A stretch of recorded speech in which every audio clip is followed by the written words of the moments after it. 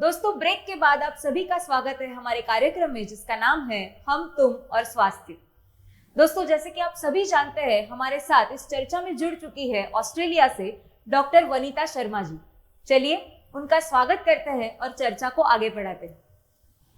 Welcome doctor Vanita, आपका हमारे show में बहुत बहुत स्वागत है। नमस्कार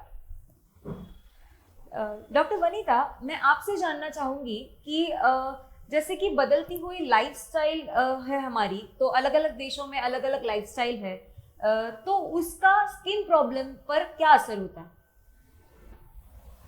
हमारे यहाँ ऑस्ट्रेलिया में स्किन कंडीशन बहुत ज़्यादा कॉमन है। उसका कारण एक तो है कि जैसे डॉक्टर मधुरा जी बोल रही थी कि एक्सटर्नल फैक्टर्स जो है वो बहुत काउंट करते हैं। अभी यहाँ पे जैसे मौसम हमारे यहाँ बहुत ड्राई रहता है, विंडी होता है और हम इक्वेटर के बहुत पास हैं और उसकी वजह से यहाँ पे सीधा स्किन पे बहुत ज़्यादा असर होता है क्योंकि हीट डायरेक्ट पड़ती है। एक बात ये है, और दूसरा विंडी होने की वजह से यहाँ पे ड्राइनेस स्किन में बहुत रहती है और पसीना आता नहीं है। हीट जो है शार्प है, रेडिएशंस जो सूरज की किरणें हैं वो इतनी तीखी हैं कि उससे आपको गर्मी तो बहुत महसूस होती है लेकिन आपको पसीना नहीं आता। और वो बहुत बड़ा कारण है, जैसे डॉक्टर मधुरा जी कह रही थी कि आपका जब नेचुरल फॉर्म में डिटॉक्स नहीं होता है या क्लेंस नहीं होता है, पसीना बाहर नहीं निकलता है, वो अंदर ही रहता है मल। आपके जब अंदर रहेंगे मल तो फिर वो किसी ना किसी फॉर्म में आपकी स्किन के ऊपर रिफ्लेक्ट करता है, तो वो स्किन कंडीशंस यहाँ पे क्रिएट करता है। तो ऑस्ट्रेलिया में स्किन कैंसर, एक्जिमा, सोरियासिस, जैसे डर्मेटाइटिस, रोजेशिया, क्योंकि हीट है तो वो पित्त जो विकार है इसमें अपने स्किन में, वो सब ज्यादा यहाँ पे होते हैं। और उनके लिए लाइफस्टाइल हम इसलिए कह सकते हैं क्योंकि जो एक्सटर्नल फैक्टर्स हैं वो जब आपके ऊपर रिफ्लेक्ट करते हैं। अब जैसे हवा है, हवा इतनी यहाँ पे तेज चलती है कि आपको स्किन पे उसका असर दिखता है, आपको फील होता है, क्योंकि वो सिर्फ यही नहीं है कि आपको ड्राइनेस होगा, बट आपको खिंचाव महसूस होता है स्किन में, और जिसका कि असर हमारे, हम कहते हैं कि वात जो है आपको प्रकोपित हो जाता है। और उसकी वजह से स्किन कंडीशंस होने की वजह से बच्चे जो यहाँ पे बच्चे भी जो पैदा होते हैं, क्योंकि माँ बाप ऐसे उसमें एक्सटर्नल एनवायरनमेंट में हैं, तो जब वो मदर पे इम्पैक्ट करता है या असर करता है तो वो बच्चों पे ऑब्वियसली अफेक्ट करता है। और वो इफेक्ट होने की वजह से यहाँ पे छोटे छोटे बच्चों में पैदा होते ही एक्जिमा होता है। तो बहुत ही ये जो हमारे एक्सटर्नल फैक्टर्स हैं, मैं ये मानती हूँ कि that reflects actually the glow on your face. तो आपके चेहरे पे आपका जो नजर आता है वो आपका अंदर बताता है कि आपका अंदर आप क्या फीड कर रहे हो अपने आप को, है ना। तो जैसे हमारा चेहरा डॉक्टर मधुरा के हिसाब से जैसे वो एक ऑर्गन है, तो जो भी हमारे पेट में जाता है वो हमारे चेहरे पे रिफ्लेक्ट करता है, और ये रिफ्लेक्ट होने की वजह से हम यहाँ पे ज्यादातर ऐसी प्रैक्टिसेस करते हैं कि लोगों को आयुर्वेद के हिसाब से कि उनका मल बाहर निकलना चाहिए, तो क्या तो स्वेद थेरेपी हम जैसे पंचकर्मा में स्टीम करते हैं, हम विरेचन कर्म करते हैं ताकि उनका डिटॉक्स हो और उनका पित्त बैलेंस हो। तो पित्त को बैलेंस करने के लिए विरेचन कर्म हम ज्यादा करते हैं, और पित्त को बैलेंस करने के लिए हम विटामिन की, जैसे फ्रूट्स में मैक्सिमम आपके विटामिन्स और न्यूट्रिएंट्स होते हैं। तो यहाँ पे ऑस्ट्रेलिया में हमारे फल बहुत ही अच्छा होता है और बहुत ही हेल्थी और टेस्टी फ्रूट होता है। अभी मेरा जैसे बचपन इंडिया में बीता है, तो हम लोग जो फल वहां खाते थे और वही फल जब हम यहाँ खाते हैं तो उसके टेस्ट में जमीन आसमान का अंतर है। वो वही है कि उपज जो है, क्योंकि हमारे इंडिया में अनफॉर्चुनेटली वो इतने केमिकल्स यूज करते हैं उसको खाद को बढ़ाने के लिए, फलों को बड़ा साइज करने के लिए, तो वहां पे बहुत ही आपको केयरफुल रहना पड़ता है। इंडिया में अगर आप फ्रूट ले भी रहे हैं तो आप कोशिश ये कीजिए कि आप सीधा उससे वेजिटेबल शॉप से, है ना, जो आप सुपरमार्केट में जाते हैं या वहां से अगर आप फल लेते हैं, अगर आप ताजे फल नहीं लेंगे तो आप फल खाते हुए भी आप अपने आप को कोई फायदा नहीं देंगे। तो सबसे ज्यादा ग्लो के लिए हमें क्या चाहिए? विटामिन सी हम कहते हैं, राइट? तो विटामिन सी क्या है? संतरों में है, सिट्रस फ्रूट्स जितने भी हैं उसमें विटामिन सी होता है। इसीलिए हम जब कहते हैं आपका चेहरा आपकी रिफ्लेक्शन है, कि आपका खान पान कैसा है, और आप सबसे जरूरी जो चीज है कि आप पानी कितना पीते हैं, क्योंकि कारण जो स्किन का है वो एक्सटर्नल फैक्टर्स ही नहीं है, वो ये भी है कि अगर आप सॉफ्ट ड्रिंक्स या आप कोक कह लीजिए, आप या कोई भी सॉफ्ट ड्रिंक्स आप ज्यादा पीते हैं और आप पानी नेचुरल फॉर्म में पानी नहीं पीते हैं, जो कि हम कहते हैं कि कम से कम 2 लीटर पानी दिन में हमें पीना चाहिए, और वो भी उष्ण वार्म होना चाहिए। हाँ, तो वार्म जो होगा वो आपकी डिहाइड्रेशन को मीट करेगा, क्योंकि जब आप में पानी की कमी होती है, किसी को डायरिया हो जाता है, या बच्चों को जैसे हम कुछ भी वो होता है तो हम फटाफट से उसको नींबू पानी बना के देते हैं और उसमें चीनी, शक्कर और अपना नमक, और साथ में हम पानी फटाफट से देते हैं कि इसका पानी खत्म हो रहा है क्योंकि इसको डायरिया है। तो वही चीज हमारे स्किन पे इम्प्लाई करती है।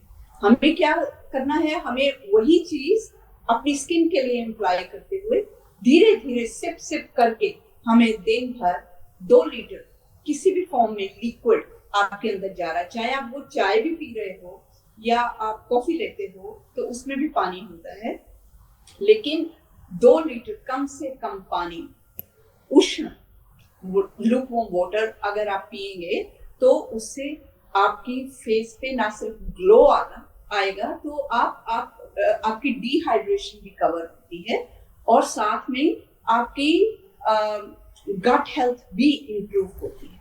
क्योंकि उससे क्या है, जैसे डॉक्टर विजय कह रहे थे कि पेट साफ होना बहुत जरूरी है आपका चेहरा साफ रखने के लिए। तो उसमें आप क्या करते हैं, जब आप पानी पिएंगे दिन भर तो आपको वो गर्म पानी जो है वो बॉडी में रिटेन करता है, वो रहता है। उससे आपको, अगर आप ठंडा पानी ज्यादा पिएंगे तो आप बार बार बाथरूम जाएंगे तो आपको फिर डिहाइड्रेशन हो जाएगा, तो वो पानी क्योंकि बॉडी में रिटेन ही नहीं रह रहा, तो आप उसके लिए आप उष्ण पानी पीते हैं, गर्म पानी पीते हैं, जितना मतलब लुकवार्म आप जितना सहन कर सके गर्म उतना आप गर्म पीते हैं, लेकिन गर्म पानी रिटेन रहेगा बॉडी में और डिहाइड्रेशन भी कवर करेगा और पेट भी साफ करेगा अच्छे से। सुबह आपको शौच क्रिया होगी तो आपके मल वैसे भी निकलेंगे, तो वो नेचुरल डिटॉक्स है। पानी से बेहतर कोई भी चीज नहीं है। अगर आपको कोई भी स्किन कंडीशन है तो हम कहते हैं पानी पीजिए, पानी जितना पिएंगे उतने ज्यादा आपके इरप्शन, स्किन इरप्शन कम होंगे, आपको एक्नी नहीं होगा, आपको पिंपल्स नहीं होंगे, आपको डिहाइड्रेशन मीट होगा और साथ में आपकी स्किन पे ग्लो भी आएगा। तो it's a reversal for ageing process. जी डॉक्टर वनीता। डॉक्टर विजय, मैं आपसे जानना चाहूंगी, जैसे डॉक्टर मधुरा और डॉक्टर वनीता ने बताया कि पानी पीने का या हम जो खाते हैं उसका स्किन पर बहुत ही ज्यादा परिणाम होता है, तो मैं आपसे जानना चाहूंगी कि विरुद्ध आहार का स्किन पर क्या परिणाम होता है? देखो, विरुद्ध आहार जैसे नाम से ही देखो पता चलता है कि आप बोल रहे विरुद्ध आहार, ठीक है। तो चाहे मैं या कोई भी व्यक्ति जब जैसे हम उच्चारण कर रहे हैं विरुद्ध आहार, तो जो आहार ही उल्टा है ना, उसके नाम में ही है कि मतलब आप अपोजिट डाइट ले रहे हो, जो नहीं लेना चाहिए था कॉम्बिनेशन में, वो आप ले रहे हो, ठीक है। तो जैसे उदाहरण के लिए हम सब लोग जानते हैं कि आप फिश और मिल्क जो है वो एक साथ नहीं लेना चाहिए। अगर वो साथ में लेते हैं तो विरुद्ध आहार है वो, ठीक है। उसी तरह से नमक जो है, और नमक और नमकीन और मीठा एक साथ नहीं खाना चाहिए। मिल्क के साथ में जो है नमक नहीं जाना चाहिए ना। मतलब अगर आप दूध पी रहे हो, दूध, कोई भी व्यक्ति दूध ले रहा है, तो दूध के साथ नमक मिक्स नहीं होना चाहिए। तो इस कारण से क्या है कि वो उसको ही हम विरुद्ध आहार कहते हैं। और विरुद्ध आहार के कारण ही बहुत सारे मतलब स्किन के जो बहुत सारे डिसीजेज होते हैं।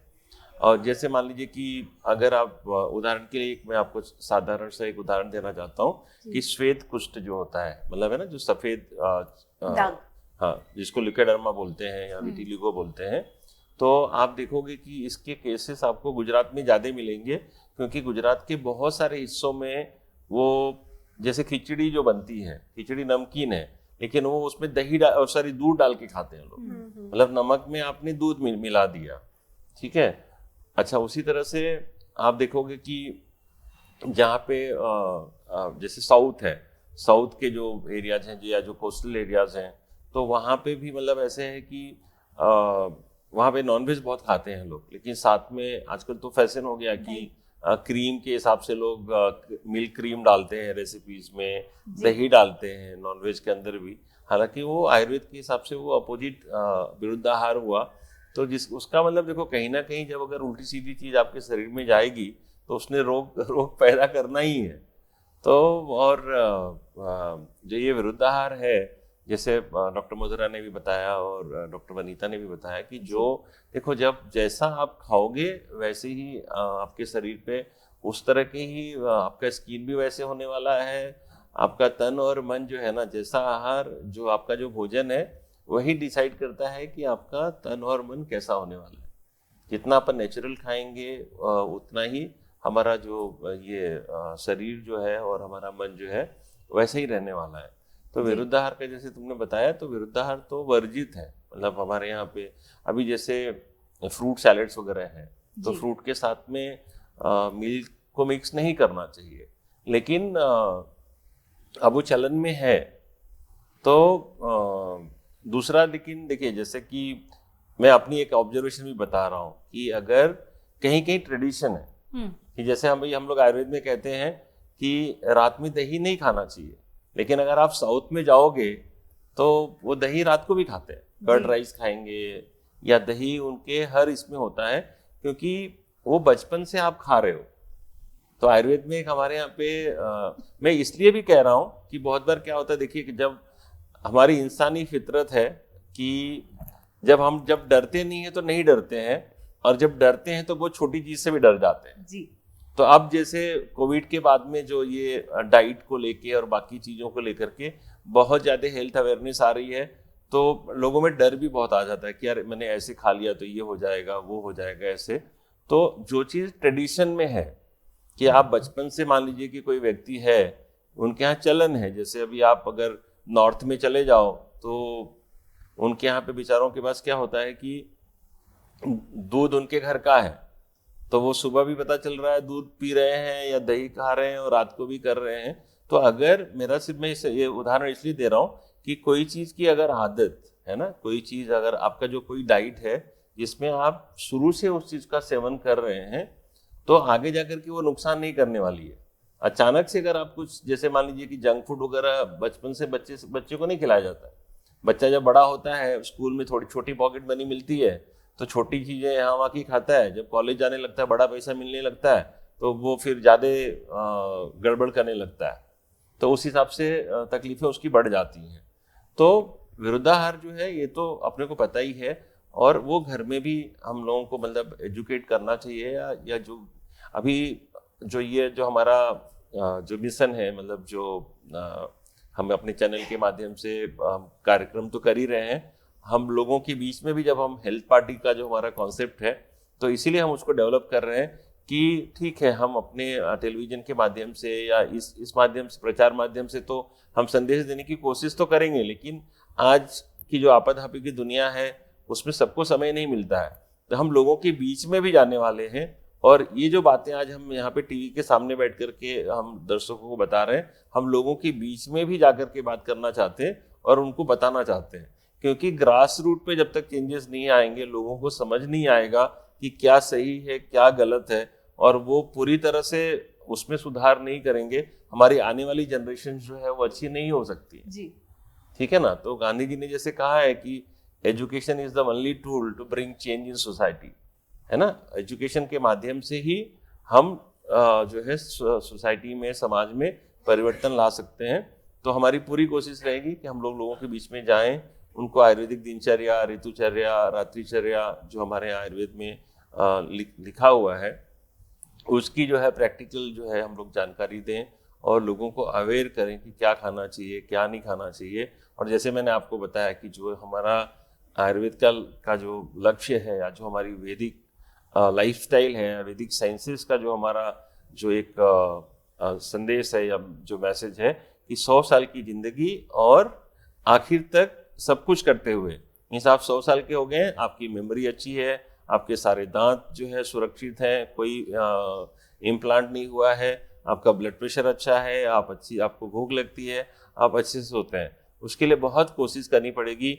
वापस जो हमारी जो एक आयुर्वेद के हिसाब से या वेदों के हिसाब से जो हमारी एक अपनी ग्रामीण व्यवस्था थी या जो हमारी लाइफस्टाइल थी, उसको हमको रिवाइव करना है। और वो धीरे धीरे वो होना शुरू भी हो गया है। हम लोगों को सिर्फ माध्यम बनना है कि हम उस स्पीड को फास्ट कर दें। आप देखोगे बहुत सारे आईटी के लोग हैं, जो लोग अमेरिका में थे, बहुत अच्छा पैसा कमा रहे थे, आज एक फार्म हाउस बनाते हैं, वहाँ खेतीबाड़ी करते हैं, गाय पालते हैं, गौ सेवा करते हैं, और ये सारे जो ऑर्गेनिक जो प्रोडक्ट्स हैं, फ्रूट्स हैं, वेजिटेबल्स हैं, A2 मिल्क है, ये इन सब चीज़ों का डिमांड आ रहा है। तो हम कोई नई चीज़ पैदा नहीं कर रहे हैं, हम we are going to back to our roots. जो चीज़ों को हम भूल चुके थे, हम वापस उसकी तरफ आ रहे हैं। तो इसको हम लोगों को मिशन बना करके और ज़्यादा से ज़्यादा लोगों तक हम पहुंच सकें। और इस कार्यक्रम में जो हमने कोशिश करी है कि हमारे जो विदेशों में जो हमारे आयुर्वेदाचार्य हैं, आयुर्वेद से जुड़े हुए लोग हैं जो अच्छा कार्य कर रहे हैं, जैसे वनिता जो है वो ऑस्ट्रेलिया में है और वहाँ की बहुत फेमस वैद्या हैं ये, और काफ़ी लेक्चर्स, और वहाँ के हमारे जो इंडियन सोसाइटी और नॉर्मल सोसाइटी में भी लेक्चर्स और सारी चीज़ें करते रहती हैं। तो इंडिया के लोगों को भी पता चलेगा कि भाई ऑस्ट्रेलिया में भी क्या बीमारी है और वहाँ पे हम कैसे मतलब आयुर्वेद का उपयोग कर सकते हैं जी। ठीक है ना। तो इसीलिए मतलब हमने अपना जो स्वास्थ्य जो हमारा जो प्रोग्राम है उसमें हमने विदेशों से भी अपने एसोसिएट्स को जोड़ना शुरू किया है, ताकि उनका अनुभव, और वो राइट लोग हैं जो कि यहाँ अपने लोगों को वहाँ का आईना दिखा सकते कि वहाँ पे क्या हो रहा है और वहाँ पे लोग किस तरह से आयुर्वेद को एक्सेप्ट कर रहे हैं। जी डॉक्टर वनिता, मैं आपसे पूछना चाहूंगी कि जैसे अभी हमने देखा कि हमारे खान पान का, हमारे पानी पीने का या बाहर की चीज़ों का हमारी स्किन पर बहुत असर पड़ता है। तो बदलते मौसम का हमारे स्किन पर क्या असर होता है, मैं आपसे जानना चाहूंगी।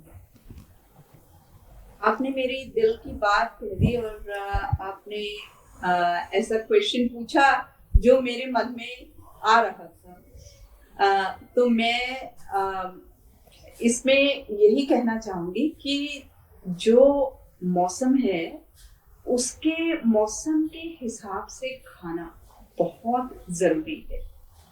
आजकल के नए फैशन में और नए ट्रेंड्स में जो ये फेस लिफ्ट करवाने की लोगों को औरतों को जरूरत पड़ती है, बोटॉक्स करती हैं, ये लेजर थेरेपी करती हैं, हार्मोन इम्बैलेंस पे ये ध्यान देने की बजाय कि हमारे खान पान में कहीं कुछ कमी तो नहीं है, हम उसको कवर करें। अगर फेशियल हेयर आ जाते हैं, जैसे मेनोपॉज होता है या कुछ भी होता है, तो जैसे जैसे आपके चेहरा जो है, it's all about your face these days. आज की डेट में हर कोई अच्छा दिखना चाहता है, लेकिन उस अच्छे दिखने के लिए आप कितनी कोशिश कर रहे हो या क्या कोशिश आप कर रहे हो। अभी जैसे विजय भाई ने डॉक्टर विजय कह रहे थे अपना कि हमें खिचड़ी, हल्का आहार वो हमें खाना चाहिए, और उससे क्या है कि हमारा पेट साफ होता है अच्छे तरीके से। अगर आप ये नहीं है कि आप जंक फूड खाने से या कोई भी आप गुरुत्व आहार जो खाते हैं, जैसे तला हुआ खाते हैं, आज की डेट में एयर फ्रायर्स आ गए हैं जिसमें कि आप बिना तले आप खाना घर पे तैयार करके आप खा सकते हैं। खिचड़ी बनाना कोई मुश्किल नहीं है। आज की डेट में हर एक के पास दाल भी है, चावल भी है घर में, तो आप खिचड़ी बनाने में उतना टाइम नहीं लगता जितना आप घर पे बैठे अगर आप उबर ईट्स या जो भी दूसरे कोई भी डिलीवरू है या कुछ भी कह लीजिए, ये जो घर पे आपको बना बना के, पता नहीं वो कैसे तेल इस्तेमाल कर रही हैं, क्या तेल इस्तेमाल कर रही हैं, कैसी सब्जियां वो इस्तेमाल करते हैं, चाहे वो कहते भी हैं कि ये हेल्थी है। अब सबवे का सैंडविच है, वो कहने को सब फ्रेश होता है, लेकिन पता नहीं वो कितने दिन पहले उसको स्टोर कर लेते हैं जी। और फिर जब तक वो, ये डॉक्यूमेंट्री में भी कहा गया था कि एक सुपरमार्केट में पहुंचते पहुंचते, एक फार्मर से और किसान से सुपरमार्केट में पहुंचते पहुंचते 3 महीने लगते। तो आप ये सोचिए कि अगर आप वहां से सब्जी खरीदते हैं तो वो 3 महीने के सर्कल में आके फिर आप तक पहुंची है, तो उसमें कितने स्ट्रॉन्ग एडिटिव्स होंगे या केमिकल्स होंगे कि उसने उसको, फ्रूट को या सब्जी को गलने नहीं दिया 3 महीने। तो क्यों कहा जाता है कि किसान से सीधा, खेत से सीधा, जितना आप, अगर आपके घर में आंगन है, तुलसी लगाइए, सब्जियां जो आप उगा सकते हैं घर में उगाइए।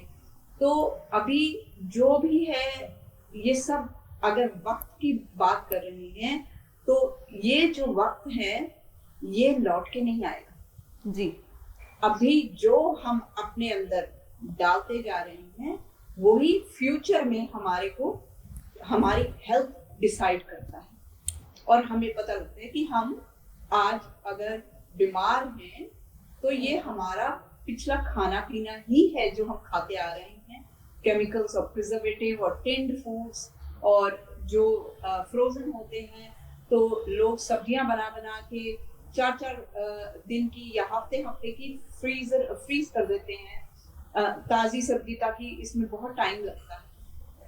ये जो सब फास्ट फूड, लाइफ कल्चर और जल्दी में जो भी ये हो रहा है, ये हमारे को बीमारी के अलावा और कुछ नहीं दे रहा जी।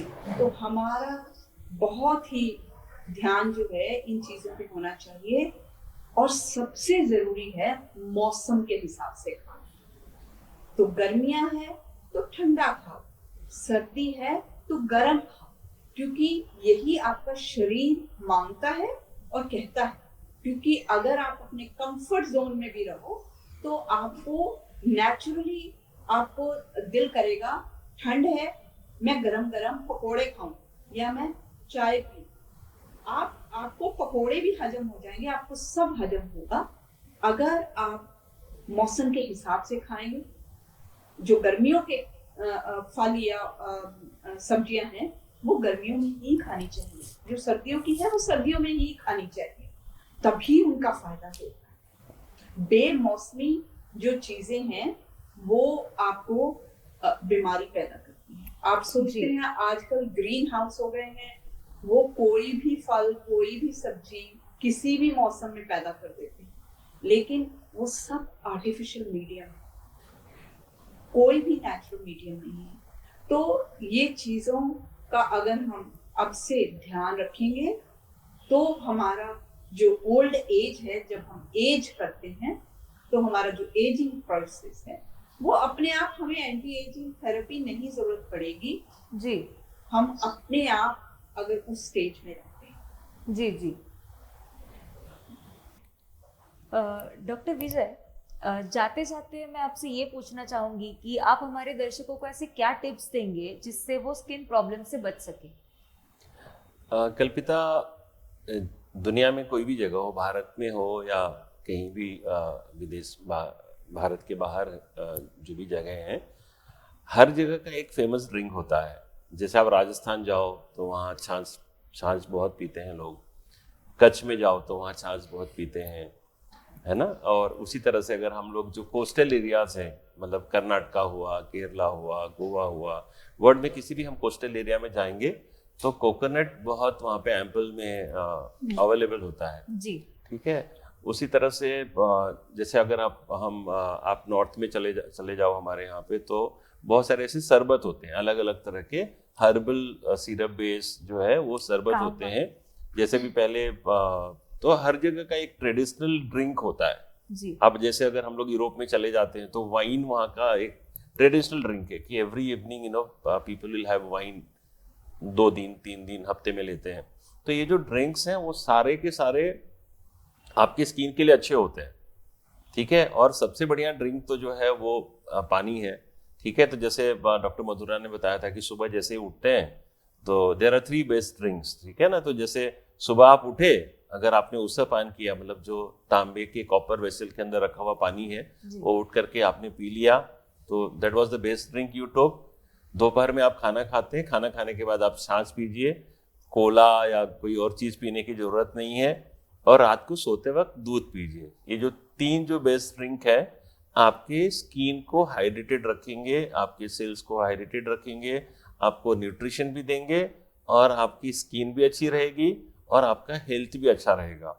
और इसके पीछे लॉजिक है, जैसे सुबह में अगर आपने उसका पान किया है तो आपका पेट साफ हो जाएगा ना, आपका पेट आपके शरीर के टॉक्सिन्स को निकालने में वो पानी मदद कर रहा है। दोपहर को अगर आप छाछ पी रहे हैं तो वो आपका जो आपने जो दोपहर में जो हैवी मील्स लिया हुआ है तो आपके खाने को पचाने में वो मदद करेगा। रात को अगर आप दूध पी रहे हैं तो आपके शरीर को पूरे दिन में जो आपने शरीर को थकावट दी, शरीर से जो आपने काम लिया, तो उसका जो वियर एंड टीयर है उसको रिपेयर करने में भी दूध हेल्प करेगा। और अगर आप रेगुलर अच्छा दूध पीते हैं, अच्छा उबाला हुआ दूध अगर पी के सो रहे हैं तो आपको नींद की गोली लेने की जरूरत नहीं रहेगी, दूध आपको बहुत बढ़िया नींद दे देगा। तो मेरा आप लोगों से ये आग्रह है कि ये जो 3 बेस्ट ड्रिंक्स हैं जो रूटीन में मिलते हैं, इसका आप सेवन करें, आप अपने लाइफ में इसको इस्तेमाल करना शुरू करें। आपकी स्किन भी अच्छी रहेगी, आपका हेल्थ भी अच्छा रहेगा और आप स्वस्थ रहेंगे, मस्त रहेंगे। जी, डॉक्टर मधुरा, आप क्या टिप्स देंगी? विजय जी को ही मैं आगे बढ़ाऊंगी 3 बातों में। अगर आपको कफ के प्रॉब्लम्स है तो वमन कर लीजिए। वमन के बाद जो स्किन खिलती है, हमने देखा है कि अच्छे से अच्छे फेशियल से ज़्यादा भी तेज आ जाता है। विरेचन के बाद जो पित्त निकल जाता है तो सारे रैशेस और सारी पिंपल्स की तकलीफ़ें कम हो जाती है। रक्तमोक्षण से भी पिंपल्स और जो अर्टिकेरिया या शीत पित्त की तकलीफ़ है वो कम हो जाती है। और बस्ती के बाद आपके अंडर आई सर्कल्स, बालों का झड़ना, ये सारा स्काल्प रिलेटेड थिंग कम हो जाता है, वात कम हो जाता है।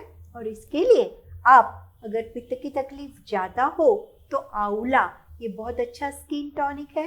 कफ की प्रकृति ज़्यादा हो तो सौंठ गर्म पानी के साथ अगर आप लेते हैं तो बहुत सारी स्किन रिलेटेड तकलीफ़ें कम हो जाती है, हाजमा अच्छा हो जाता है और वात के लिए आपको घी के साथ अगर हल्दी लिया जाए तो आपकी स्किन के लिए भी अच्छा है और आपकी बहुत सारी जो तकलीफें अंदर से वो भी कम हो जाती है।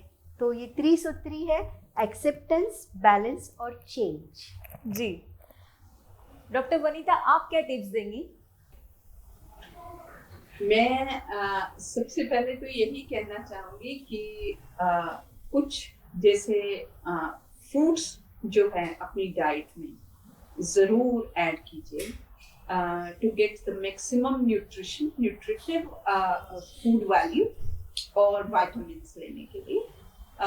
तो फ्रूट्स से क्या होता है कि आपको वाटर कंटेंट भी आपको मिलता है क्योंकि फ्रूट्स जूसी होते हैं, तो उससे आपके अंदर पानी नेचुरल फॉर्म में वैसे भी जाएगा। दूसरा, गर्म पानी पीना। और तीसरा, मैं ये कहूँगी कि हल्दी हर एक घर में होती है। हल्दी और शहद ये दोनों ही ब्लड प्यूरिफायर और ब्लड क्लेंसर। तो अगर आपका खून साफ है तो आपकी स्किन साफ है और आपको कोई भी हम कहते हैं चर्म रोग नहीं होता, स्किन कंडीशन कोई भी नहीं होती। तो हल्दी हमारे इंडियन कुकिंग में तो वैसे भी हम हर एक सब्जी में डालते ही डालते हैं, लेकिन पित्त प्रकृति के लोगों को हल्दी ज्यादा प्रॉब्लम भी दे सकता है। तो अगर आपका प्रकृति, आपने चेक अपना नाड़ी परीक्षण करवाया है और अगर आपको बताया गया है कि आप पित्त प्रकृति में हो, तो ये तो जरूरी है ही कि आपको किसी भी आयुर्वेदिक डॉक्टर की सलाह के बिना कभी भी कोई भी, चाहे वो फूड है चाहे वो हर्ब है, वो आपको नहीं लेनी। आप ये दिमाग से निकाल दीजिए कि कोई भी आयुर्वेदिक चीज जो है वो साइड इफेक्ट नहीं देती। साइड इफेक्ट वही है अगर आप कुछ भी जैसे विरुद्ध आहार करते हैं तो वो साइड इफेक्ट ही है। अगर आपको पित्त प्रकृति है और आपने हल्दी ज्यादा खा लिए तो आपको पाइल्स हो सकता है, आपको फिस्टुला हो सकता है, आपको अर्श भगंदर ऐसी बीमारियां हो सकती हैं, बाथरूम में जलन हो सकती है। तो ऐसी जो चीजें होती हैं वो साइड इफेक्ट ही हैं। तो मेरा यही एडवाइस है और सलाह है कि कोई भी आप आयुर्वेदिक अगर कुछ भी करते हैं, खास करके जब आप प्रेग्नेंट है औरतों के लिए, तो ये बहुत ही जरूरी है कि आप कोई भी आयुर्वेदिक हर्ब बिना सलाह के मत लीजिए। और दूसरा, अपना अगर आपको पित्त प्रकृति नहीं है और ज्यादा आपको प्रॉब्लम नहीं होती गर्म चीजों से, जैसे कईयों के द्वंद्व दोष होते हैं तो या गुण होते हैं, हम इनको त्रिगुण भी बोलते हैं, वात पित्त को हम त्रिदोष भी बोलते हैं। तो दोष बोलते हैं जब वो इम्बैलेंस फॉर्म है, हम उनको गुण बोलते हैं जब वो बैलेंस फॉर्म में है, और वही हेल्थी स्टेट। तो जो मैं बोला था, सम दोष सम अग्निश्चय सम धातु मलक्रिय, तो वो जो है वो सम का मतलब everything when it's in a balance state and in equilibrium, उसको हम स्वास्थ्य बोलते हैं, जो हमारे प्रोग्राम का थीम भी है, हम आप और हमारा स्वास्थ्य।